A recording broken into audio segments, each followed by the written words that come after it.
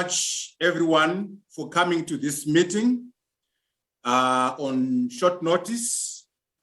We are very happy that you're able to participate. In particular, I want to thank our panelists.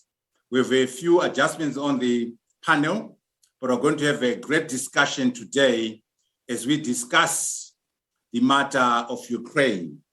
So from all over the world, wherever you're coming from, thank you so very much for respecting us by your presence. I'm going to share my screen just now, and Anthony, let me know if I'm successful. You're successful, Prof. Okay, thank you very much. So this event is organized by the University of Johannesburg, in particular, the Institute for the Future of Knowledge, where I'm the director and professor. Why are we having this meeting?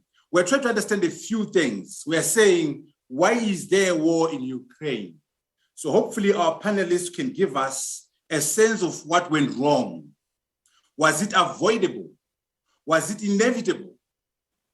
Right now, as we speak, is there escalation or deterrent? What can be done to stop the war right now and save lives? What is the impact of this war on the BRICS alliance, on Africa, and on other people across the world? These are the issues we hope somehow our panelists will be able to help us think through. We are the Institute for the Future of Knowledge at the University of Johannesburg in South Africa. We seek to create new knowledge, generate novel thought leadership, and with this webinar, we are asking the question, given the war in Ukraine, what are the lessons in handling global affairs? What is the future of diplomacy? Those are our concerns at the University of Johannesburg, in particular in our Future of Diplomacy research group. We are asking, what is the meaning of realpolitik and what are its implications? In international relations, what happens when there is a conflict between rights of states and international law on one end and strategic interests of states on the other side? Which side wins when we have that conflict? I hope that our panelists will shed some light on those issues. Are there on morality and ethics in international relations? Or is it just about interests of states? Is the Monroe Doctrine, which talks about spheres of influence, still valid as a framework? If it's not longer valid, what has replaced it? What rules govern nuclear power politics? We are searching for knowledge at the Institute for the Future of Knowledge. What is the history of and what are the lessons from military conflicts between nuclear powers and non-nuclear powers? The case of Afghanistan, the case of Iraq, the case of Libya, the case of the Cuban Missile Crisis in 1962, and now Ukraine. What are the lessons that we can pick up in terms of conflict between nuclear powers and non-nuclear powers? Nuclear deterrence, mutual assured destruction. What does this mean? What roles do these two concepts play in our understanding of the war in Ukraine? What is the import of Article 5 of the NATO agreement, in particular when it comes to the membership of Ukraine in NATO? What is the rationale of the Non-Proliferation Treaty of 1968, when MED and ND, mutually assured destruction, have utility for some nations? We hope some of these issues will be addressed by our panelists. Is national sovereignty absolute? If it's not, why not? Does might make right? And why is this the case? For the international courts, criminal courts, why do nuclear powers get a pass? Not a single citizen, soldier, or leader of a nuclear power has been charged with war crimes, much less convicted. Why is this the case? Is it possible to craft and develop global diplomacy with less duplicity, less deception, less double standards, and less unethical conduct by states. We are searching for new knowledge. In summary, this is the framework for us in Johannesburg. This is the framework for us at the Institute for the Future of Knowledge. We must understand history. We must understand international relations. We must understand geopolitical. Thereafter, do scenario planning, strategic thinking around matters like mutually assured destruction, matters like nuclear deterrence. That way we can craft the future of diplomacy. Diplomacy must be reimagined. We need new thought leadership. We need new ideas. And so the emphasis we are saying is that history is important. The history of Ukraine, the history of Russia, the history of the Soviet Union, the history of conflicts. A page of history is worth 10 volumes of logic. Let us begin the discussion. We are the Institute for the Future of Knowledge. We seek to create new knowledge and novel thought leadership. With this webinar, we are asking, as I've said, that given the war in Ukraine, what is the future of diplomacy? It is our hope that our distinguished panelists, as they address this topic, Russia-Ukraine crisis, escalation or deterrent, they will be able to assist us in our journey to the future of diplomacy. I hand over to Professor Susie Graham, who is going to be our chairperson for this seminar. I thank you so very much. Thank you very much, Prof. Mutambara. I appreciate that introduction to today's event. I'd also like to welcome the three panelists who will be sharing their thoughts with us today. Thank you very much for being with us. We have an adjusted panel, as Prof mentioned, but we're going to move ahead and hopefully still manage to have a meaningful engagement on this very important subject. And so I'd just like to briefly introduce the three panelists in terms of a biography. So we will hear firstly from Ambassador Ilya Rogachev, who is the Russian ambassador to South Africa. He previously served as Deputy Permanent Representative of the Russian Federation to the United Nations and Deputy Permanent Representative to the UN Security Council between 2004 and 2009. Welcome, Ambassador. We will also be hearing from Ambassador Stephen Pfeiffer, who is William J. Perry Fellow at the Center for International Security and Cooperation, Stanford University, California, the United States. He previously served as U.S. Ambassador to Ukraine, 1998 to 2000, and Senior Director for Russia, Ukraine, and Eurasia on the National Security Council between 1996 and 1997. Welcome, Ambassador Pfeiffer. And lastly, we will hear from Professor David Marples, who is a distinguished university professor of Russian and East European history at the University of Alberta. He's the author of 16 single-authored books, including The Collapse of the Soviet Union, 1985 to 1991, Russia in the 20th Century, The Quest for Stability, and Understanding Ukraine and Belarus. Welcome, Prof. Marples. So we will begin with the ambassador, who will present for 15 minutes, Ambassador. I'll let you know when you have 1 minute left in your presentation. We will then move on to the second two panelists, who will have 10 minutes each.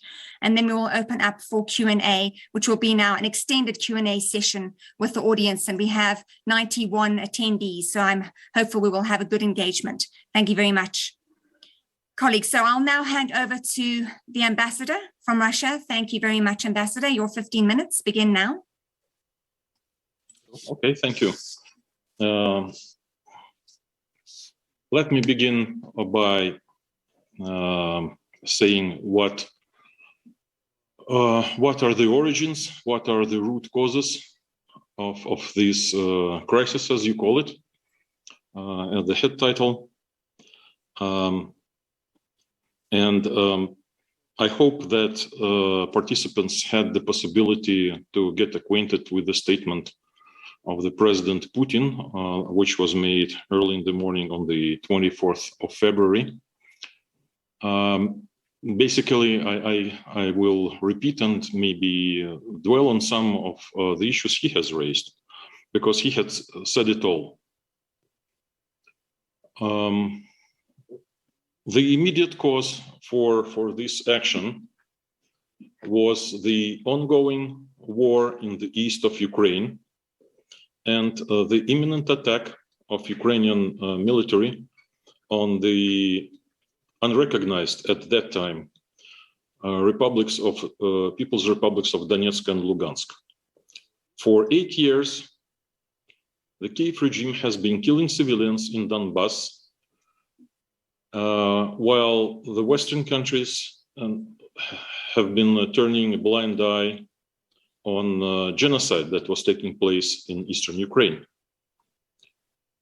The figure of 15,000 civilians being killed that our Ukrainian colleagues and some experts like to invoke in this context that does not reflect the reality, because you have to explain it again. Well, first of all, UN documents speak about 13.1 thousand people killed in this latent conflict, of which just 3,000 are civilians. And most of these civilians are on the side of People's Republics of Donetsk and Lugansk. And the fact that shelling and bombing predominantly takes place from Ukrainian territory, from where the Ukrainian military and neo-Nazi and nationalist battalions are stationed, is proven by the OSCE monitors that are present there. Please get acquainted with their reports, and though sometimes we have impression that they're blind and deaf, nevertheless, their reports reflect that fact, that most of the shelling comes from Ukrainian military. Now, for some reasons, I think that they are outside of the scope of our discussion here, the world media preferred not to talk about it, and the world audience mostly is unaware of this situation. But we in Russia, we followed that very closely, of course. There are about 4 million people living in Donetsk and Lugansk regions, in Donetsk and Lugansk People's Republics. And during these years, beginning 2014, where an unconstitutional bloody coup d'etat took place in Kiev, and people in these regions refused to submit to the governance of the Kiev regime, some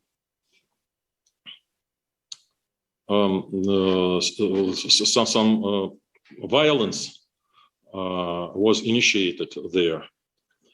So since then, about different sources, 600,000 to 800,000 people asked for Russian citizenship and became Russian nationals.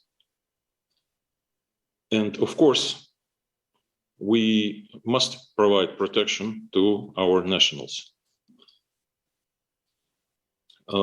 Kiev, the government in Kiev has said on multitude of occasions openly that they are not going to implement Minsk agreements that were elaborated with some intermediaries and OSCE participating. And that basically has left us with very little choice in this regard. Besides, as I said, we knew that the attack on the Donetsk and Lugansk was imminent, it was coming, and we had to preempt it.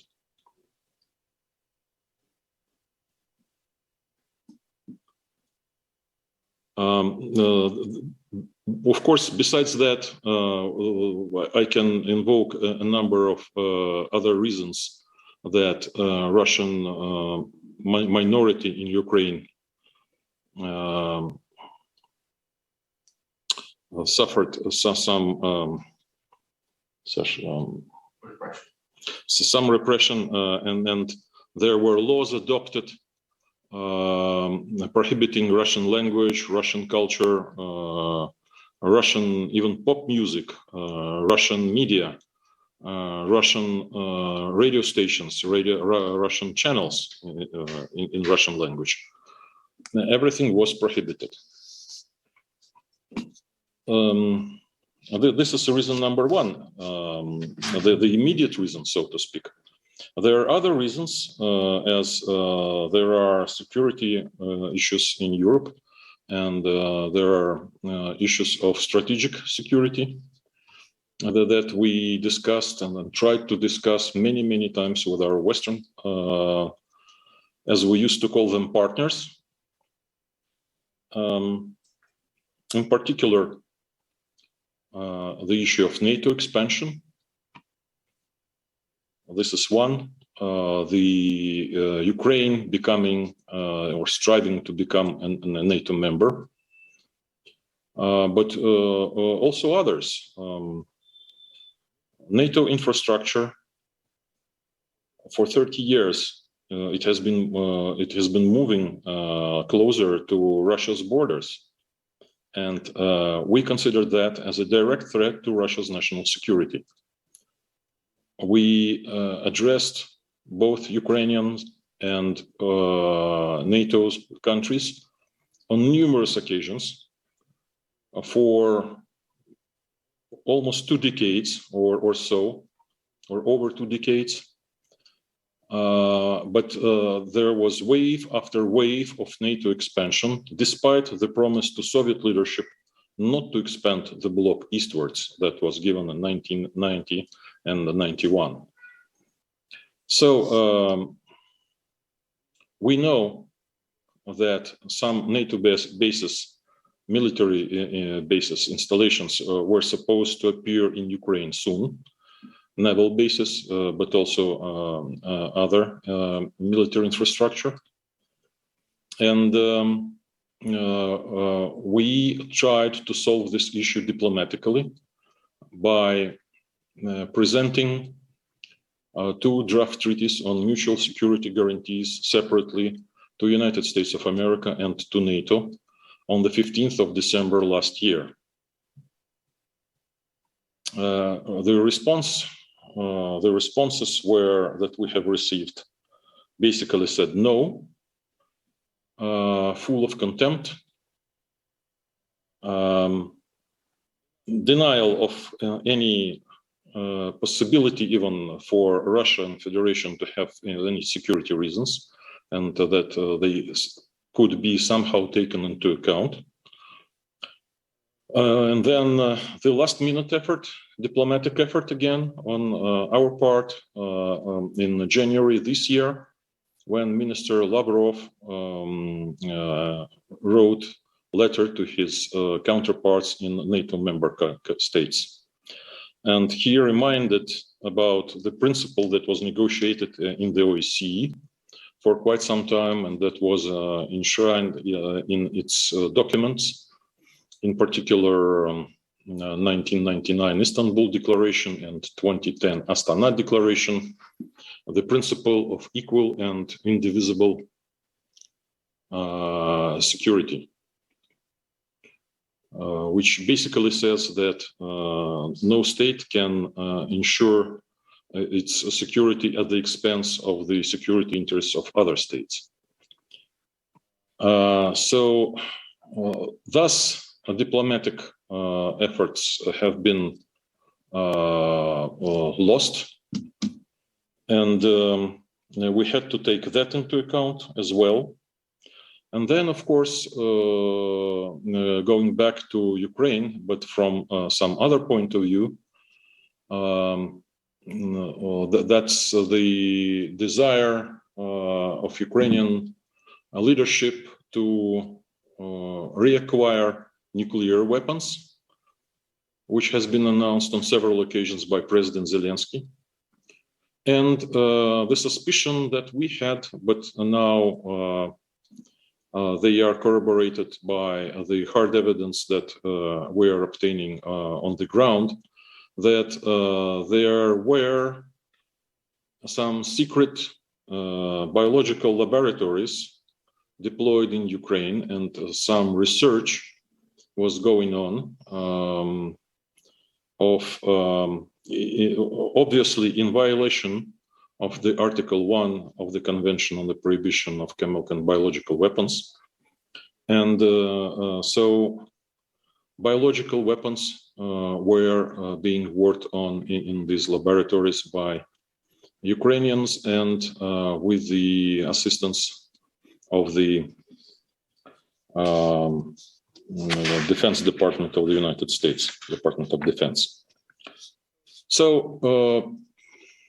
having in mind that the Ukrainian government was and is under a heavy influence, first we think from abroad, and then domestically from neo-Nazis and radical nationalists in Ukraine, that also constituted a very dangerous element for us that we couldn't tolerate, because, well, you should understand, and everybody understands that. I hope that nuclear weapons and biological weapons in the hands of neo-Nazis and radical nationalists is a very, very dangerous thing to the world. And we saw how these viruses can be dangerous because we're still struggling, all of us, I mean humanity, we're still struggling with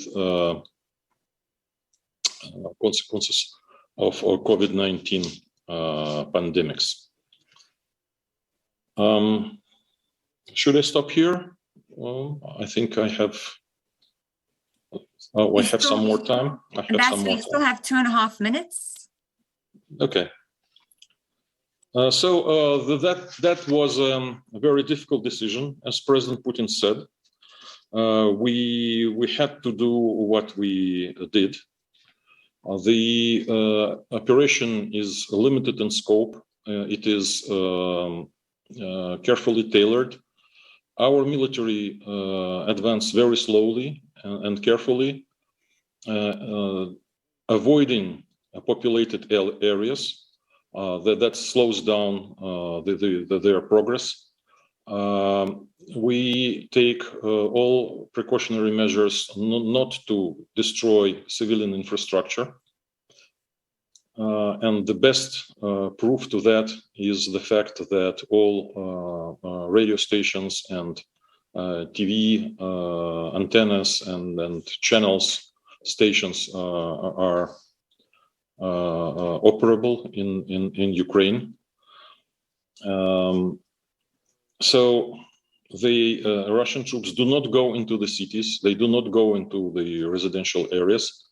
Unlike Ukrainian military and others, I mean Nazi battalions and nationalist battalions that have grown into regiments, rather, much bigger units, who place heavy weaponry in the residential areas,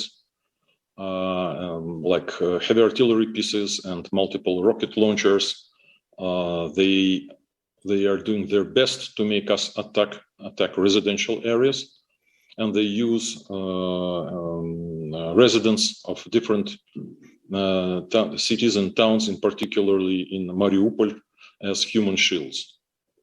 These are purely terrorist tactics used by ISIL in Syria and other places in Afghanistan, and this really protracts the whole operation. But we will get there. The goals that were assigned to that operation by the president is to demilitarize and demilitarization and denazification of Ukraine, and we will do that. Okay, I think I can stop there. Thank you. Thank you very much, Ambassador. That was spot on, the 15 minutes. I appreciate that. We will now move across to Ambassador Pfeiffer for your remarks on this topic. Thank you, Ambassador. Thank you, Professor Graham. With respect to the Russian ambassador, let me disagree with just about everything he's just said. First of all, this is a war. It is not limited in scope. It is not limited to the protection of the so-called Donetsk and Luhansk People's Republics. 125 Russian battalion tactical groups, 200,000 Russian soldiers have invaded Ukraine. Thousands are dead, including thousands of Russian soldiers. There are 3 million Ukrainians who have had to flee Ukraine. And in fact, the Russian army is laying siege to Mariupol, Kharkiv, and is preparing to lay siege to Kyiv. This is the largest war in Europe since 1945. Let's be clear on that.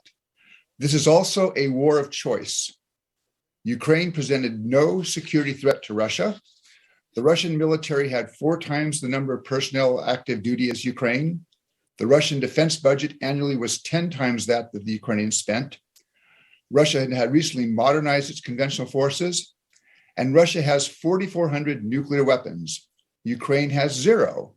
Ukraine has 0 in part because in the 1990s, when Ukraine had on its territory the world's 3rd largest nuclear arsenal, Ukraine chose to give up that arsenal in large part because Russia, and I was at the negotiation, Russia committed to respect Ukraine's sovereignty, its independence, its territorial integrity, and Russia committed not to use force or threaten to use force against Ukraine, commitments that Russia has now grossly violated.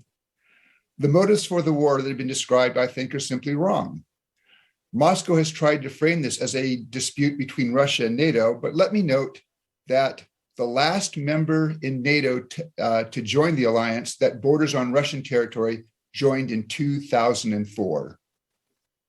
In 2002, President Vladimir Putin signed an agreement with NATO, reinvigorating the NATO-Russia relationship, knowing full well that later that year, NATO was going to invite additional countries to join the alliance, probably including the Baltic states.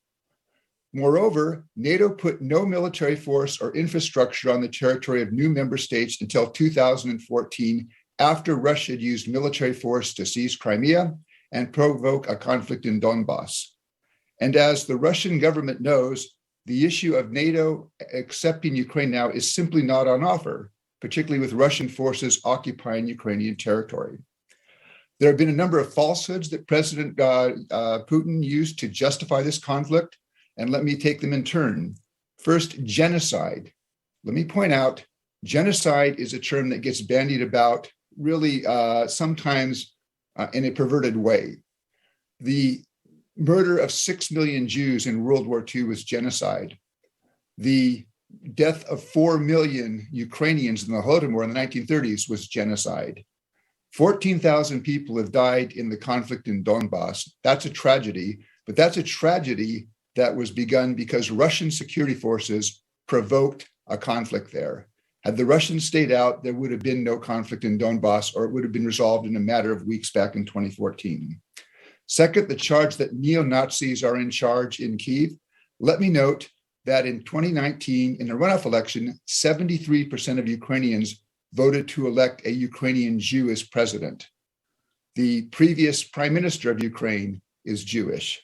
So this nonsense about neo-Nazis there simply doesn't stand up to scrutiny. And then again, this charge that Ukraine seeks nuclear weapons. This has only been made in the last 3 weeks as part of the effort to justify this unjustified invasion of Ukraine. And again, the Russians have been able to not point out a single piece of evidence.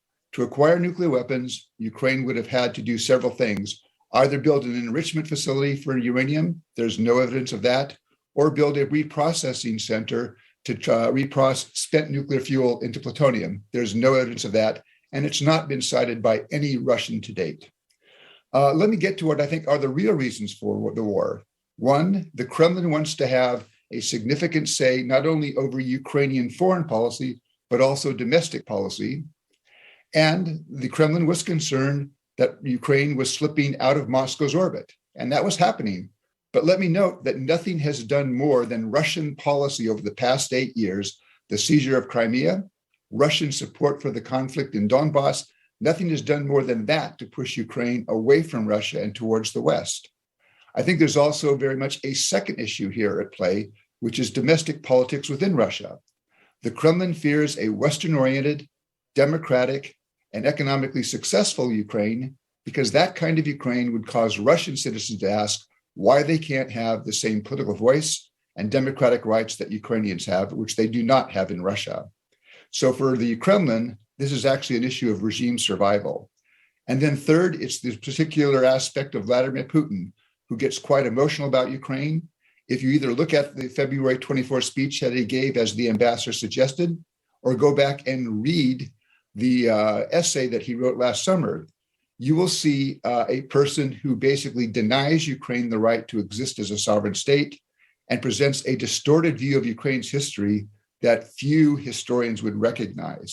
So these reasons, the Russian desire to have a say in Kyiv, its domestic concerns, these are not legitimate reasons for the war that we've seen. There was a chance to avoid this war. The ambassadors raised the 2 draft treaties that the Russian government provided in December. In fact, there were reactions from both the United States and NATO to say, look, we can talk about arms control measures, risk reduction measures, confidence and security building measures, transparency measures, things that we know how to do and the Russians know how to do. We did these in the 1980s, we did these in the 1990s, and they could lead to a genuine improvement in European security, including for Russia. But there was simply no interest on the Russian side in engaging.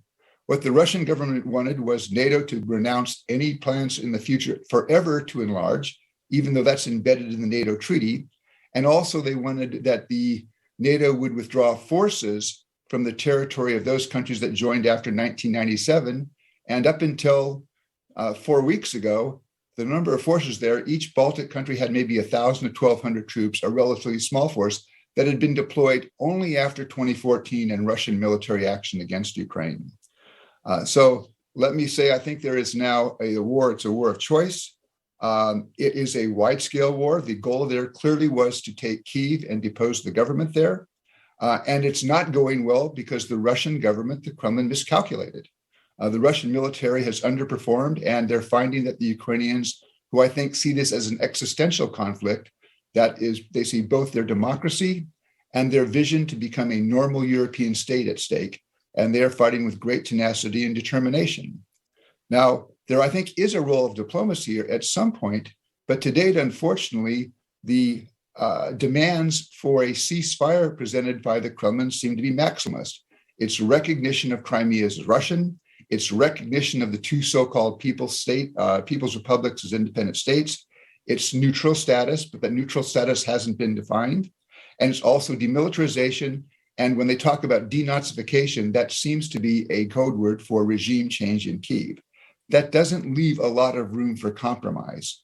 Now, Kyiv and President Zelensky over the last 10 days have several times hinted that they are prepared to relook at their desire for NATO membership. They're prepared to talk about neutrality, but we haven't seen any positive reaction out of the Kremlin to that. And the question then becomes, if Ukraine were to accept some kind of neutrality, what would be the guarantee?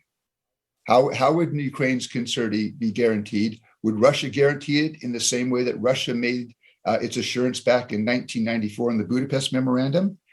Does neutrality extend to no NATO, or does it also include no European Union? In 2013, Russia had a Ukraine that was neutral. It was written into Ukrainian law that Ukraine would have non-bloc status, but Russia engaged and pressured the Ukrainian president not to sign an association agreement with the European Union. That's what triggered the Maidan revolution. So I think there is a possibility to see a role for negotiations. There would be a Ukraine-Russia track. We could get back to the ideas that were in the Russian draft agreements that the United States and NATO were prepared to talk about on arms control and risk reduction measures. And then a third track that could look at some sanctions relief for Russia. But it's only going to work if you can make that Russia-Ukraine track work.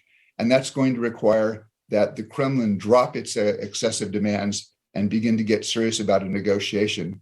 And unfortunately, the signs over the last 2.5 weeks suggest that the Kremlin is much more interested in trying to win a military victory, which it may find that it cannot win. So I think I've used up my 10 minutes. Professor Graham, I'll stop there. Thank you very, very much, Ambassador Pfeiffer, for your comments on this.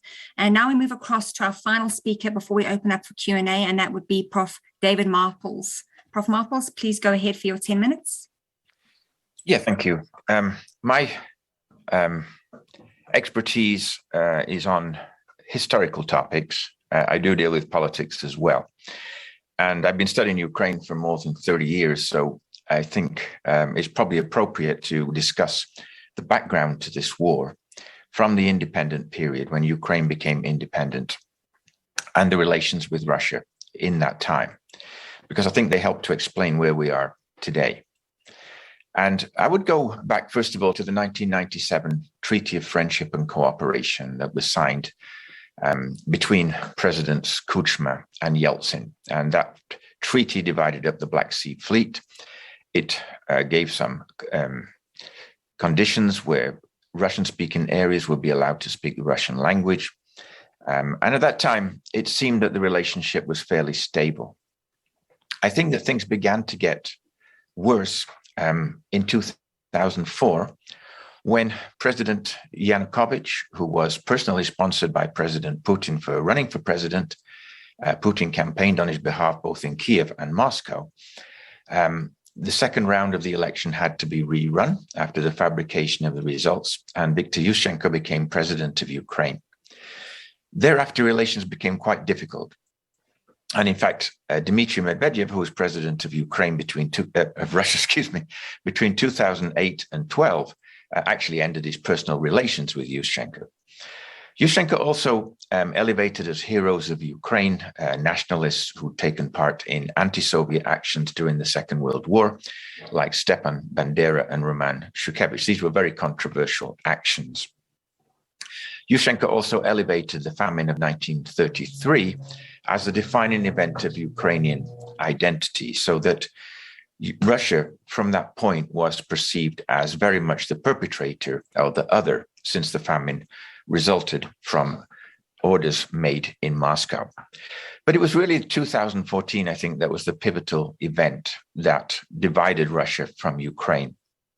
And there, I think it moved in several different stages. I think initially, Euromaidan was about Ukraine having associate membership of Europe, whereas Yanukovych at the last moment had taken the opposite direction and opted to join the Eurasian Economic Community, accepting a large loan from President Putin in making that decision. These demonstrations became more violent as they went on and eventually resulted in the departure of President Yanukovych, who fled ultimately to Russia. In that period of a presidency that followed, it should be noted that the elections did not elect neo-Nazis. They elected President Poroshenko, a definite moderate, an oligarch, someone who owned a business in chocolate manufacturing. And yet the relationship began to get worse from that time. In 2015, Ukraine introduced what were called memory laws, which eradicated the communist period from national history and made a list of what you call heroes of Ukrainian independence, or fighters for Ukrainian independence, which eliminated any communist participants in that. And that is the time when the names of the streets were changed, buildings, statues of Lenin were all toppled, and Ukraine proportionally had more of those than any other republic. And yet, in 2019, this direction simply stopped when Zelensky won a landslide election over Poroshenko, a neophyte political leader with no political background, an actor by training, and really, I think, elected on a promise to improve the Ukrainian economy, because between 2014 and 19, the Ukrainian economy had descended from being fairly middle of the road to the worst economy in Europe, lower than even Moldova. This was a big factor in Zelensky getting elected. Zelensky, when he first came into power, first Jewish president, he also greeted the first Jewish prime minister, Volodymyr Groysman, who eventually stepped down. So in no way could you say that neo-Nazis had taken over Ukraine. This was an absolutely unknown leadership. And the political party, the Servant of the People, again, invented on television rather than in reality, made up most of the seats in the parliament, in fact, got a majority for the first time. So there was no indication then, I think, in 2019 of a descending relationship between Russia and Ukraine. The question is, why did it suddenly get worse? And there are no obvious statements to make as to why the war started now. I mean, the situation in the Donbass has been of lengthy making. And the Minsk Accords, which were brought up by Ambassador Rogachev, yes, there are lots of problems with the Minsk Accords. There were problems with Ukraine fulfilling its mandate to give autonomy to the Donetsk and Luhansk regions. But on the other hand, those accords also specified that Ukraine should have control over its eastern borders, which it never did. In fact, wave after wave of trucks carrying who knows what came through from Russia in that period. And Ukraine simply had no power to stop things coming over that border. It didn't have control over those so-called republics in the eastern regions. These regions, regional powers in Donetsk and Luhansk, may or may not have been totally Russian controlled, but they would not have existed without Russian help. And ultimately, I would say that Russia was the key power in deciding who was going to run these so-called republics. Their leaders changed frequently. Many of them were assassinated without any reason as to why or who carried out this assassination. But without doubt, the leader in Donetsk today, Denis Pushilin, was appointed in Rostov prior to coming into Ukraine to take up this position. He is a native of Donbass, but on the other hand, he sees his future with Russia rather than Ukraine. These are obviously controversial opinions. And my opinion is that the Donbass is a very individual area of Ukraine. I visited there, and it was fairly obvious to me that this is a region that is not really fit into Ukraine, but it doesn't fit into Russia either. It has its own background, its own history, and it's a polyglot of different nations, speaking mainly Russian, but nevertheless with different interests that have gone from coal miners' strikes in the Soviet period to insurrection in the modern one.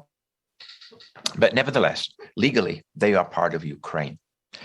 Today, we have a war between a nuclear power and a non-nuclear power. And one of the requests given at the beginning of this meeting was, what are the lessons to be derived from that or the previous wars? So I'd just like to make some final comments that relate to that question. There are many examples of wars between nuclear powers and non-nuclear powers. Let's start, first of all, with the Soviet war in Afghanistan, which went on for nearly 8 years, where the Afghans eventually retreated into the mountains. But what you had in essence was a very unpopular government in Kabul, backed by the Soviets, and a massive Muslim population that didn't accept Soviet rule. It didn't work. Nuclear weapons made no difference to this campaign. Undoubtedly, the Mujahideen were given weapons from the West, and they turned it to their advantage. Another one is the US war or US-led war in Iraq that started in 2003 to remove Saddam Hussein from power. That was on the pretext, a false pretext, that there were weapons of mass destruction in Iraq. Saddam was removed, but that didn't end the war. The war has continued. My country, Canada, thankfully never joined in that war. But this was a war, again, that has no logical end as long as there are guerrillas, as long as there are people supporting Iraq who resent this outside interference. And this is my opinion of the war today in Ukraine. It is opposed by virtually everybody in Ukraine. And I've been surprised by the unity of Ukrainian people and all residents of Ukraine in rejecting the notions that are coming out of Moscow as official reasons for launching this war. The ambassador said they'd avoided civilians. That's not the impression we get from the attacks on Mariupol, where hospitals, kindergartens, and other buildings have been destroyed. In Kharkiv, where I have many friends, buildings again ransacked and destroyed by bombs, by missiles coming from miles away. And this is a war also where Belarus has played a role as well, in that Russian troops invaded Ukraine from another so-called sovereign state, Belarus, whose national rights have been violated for that to happen. So this is just a background from me. I hope it was helpful, and I will be happy to answer questions on anything that I said. Thank you very much. Thank you. Thank you very much, Prof. Marples. I think that historical background was also very helpful for the conversation that we're going to have now. I think I just want to check if Prof. Landsberg's online. Prof. Landsberg is a full professor in the Department of Politics and International Relations and SACI chair in African diplomacy and foreign policy. And Prof. Landsberg, we're going to give you the floor for about 3 minutes if you'd like to weigh in with your point of view before we open up for Q&A. Prof, are you ready to speak? I am indeed, Chair. Thank you very much. Thanks for the invitation. Let me just build on some of the concluding comments by Prof. Maples there. I want to start with the theme of this excellent and important webinar. So the question is raised by the theme, the Russia-Ukraine war, escalation or détente. So let me have a crack at that question. Escalation followed by détente, but that will never lead to an entente. The antipathy between America in particular, NATO in general, and Russia, and I want to add China, a real bogey in US and NATO foreign policy. But particularly the US is longstanding, it's deep, it's not about to disappear. And in fact, it is that issue that has the makings of a fundamentally new world order, if you'd like me to put it this way, a post-Cold War order. NATO is certainly a bulwark for security in the transatlantic alliance and community, but a serious question must be raised. Is NATO a threat to international peace and security? Iraq was mentioned. From an African point of view, I would like to mention Libya. NATO, together with UN sanction, went in there and destabilized a country and a region. You are absolutely right, Professor Maples. The war in Iraq was uncalled for. Let me make a further point. Putin might have started the war, but NATO seemed to have triggered the war. There has been a long build-up here, and I couldn't agree more with Professor Mutambara that this war was inevitable. Another reason for the war is the insatiable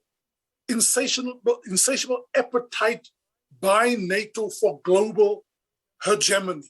The one characteristic of American foreign policy that has always struck me, it doesn't take kindly to rivals. It certainly doesn't take kind to a tripolar world. I agree with Ambassador Pfeiffer that for Vladimir Putin, it has indeed become about regime survival, but for NATO, it has become about regime change as much as it has become about regime change in Ukraine for Russia. So we have the makings of a fundamentally new global order. We see the weaponization of the global financial system. And let me just end with 2 or 3 remarks about what it means for Africa and the South and the world more broadly. Those of us who fundamentally, and I'm one of those, believe in the multilateral order, better come together and make the case, galvanize the numbers, and make the case for a world in which real politics seem to making a real comeback.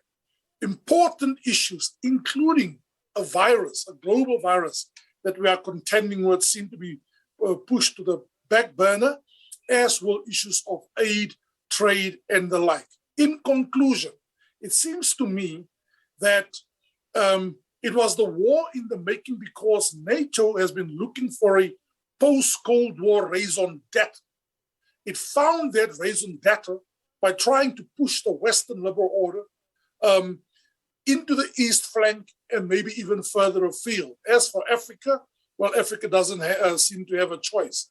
Finally, Professor, if you look at the General Assembly vote by Africans, what it seems to suggest is that Africans are going to face stark choices.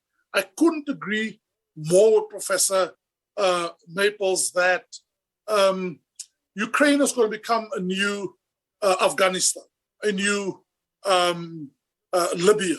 But in Africa itself, I'm concerned about proxy wars becoming the order of the day. We'll be forced to choose between Russia and America, Russia, NATO, China, NATO.